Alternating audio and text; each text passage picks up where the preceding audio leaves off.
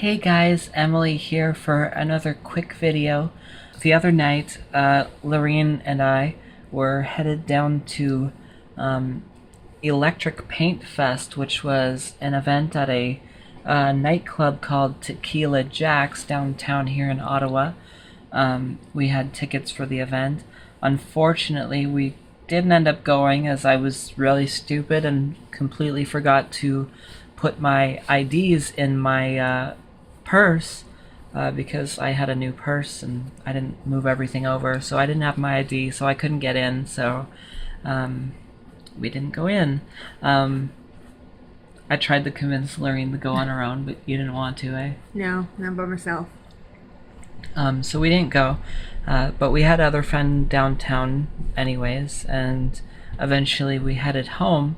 And when we got off the bus and we were in our neighborhood and we began the 10-15 minute walk home, some guy started walking behind us, and he came closer and closer, and I figured something was going to be up, like he was going to make some comment or something.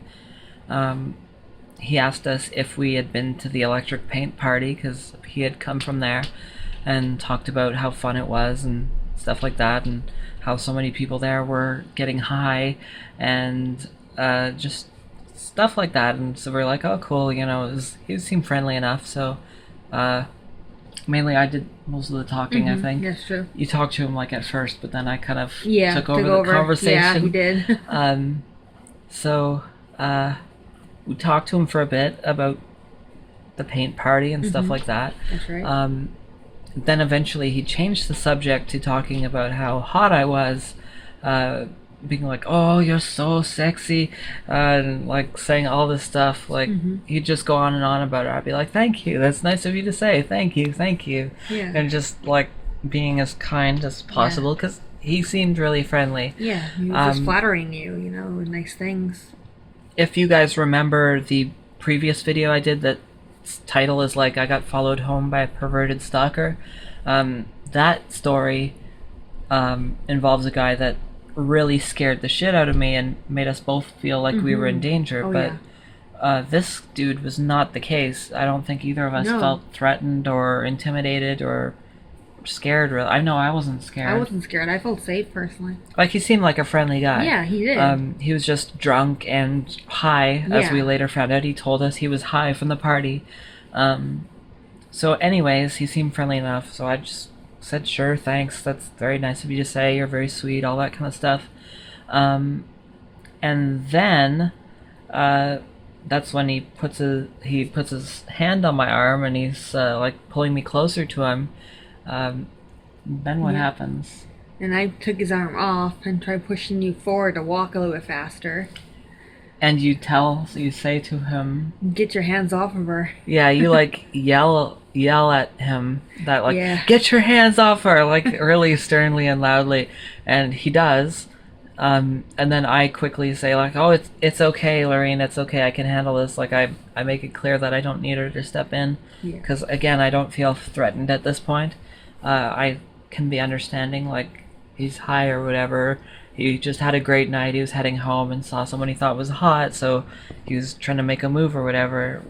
No big deal to me. I know I'm not saying that that kind of act is acceptable or that people should be okay with it, just having someone come up and like touch you or something. Like obviously that's not okay. I'm just saying that I'm okay with it in that case, so I didn't do anything about it or try and put a stop to it because I felt okay with it. I'm not saying that that's okay for everyone else or that that's a justifiable action. Just I didn't mind.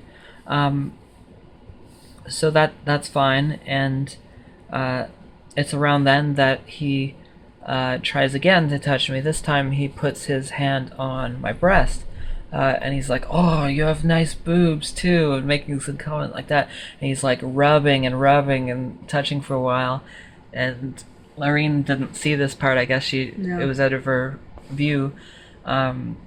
So that just went on. I didn't stop him or anything, because again, I'm okay with what's happening at this point. It's not beyond my comfort level, and I'm not scared by him or anything like that. and I'm still talking to him, like replying to his compliments and stuff, and being as nice as possible.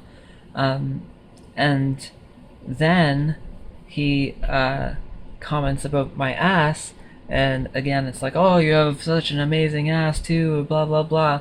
And then he puts his hand up my skirt and starts rubbing my ass.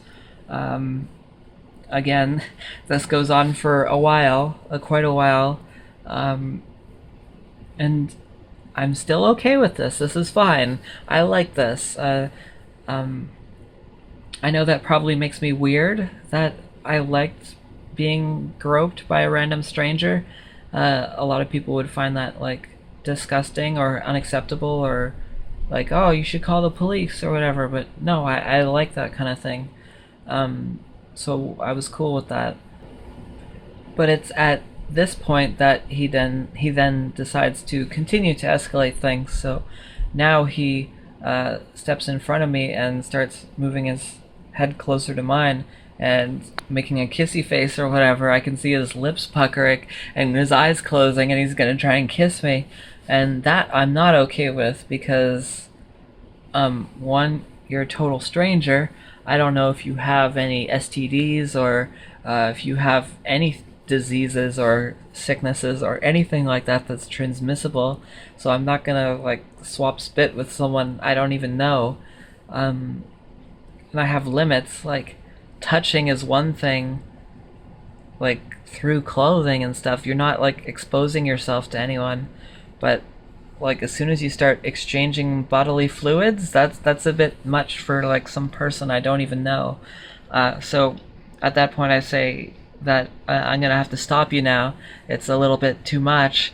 And then I think at this point he kind of realizes what he's doing, and he's like, oh my god, I'm so sorry, and like he kind of snaps out of it or whatever, and he sounds legitimately like sad and upset at what he's done, that like he's done some disgusted with himself. yeah, personally. like he's done some horrible thing. So I'm like, no, you're okay, it's okay, trust me, I don't mind, I'm okay with this is fine, it's just that was a little too much for me.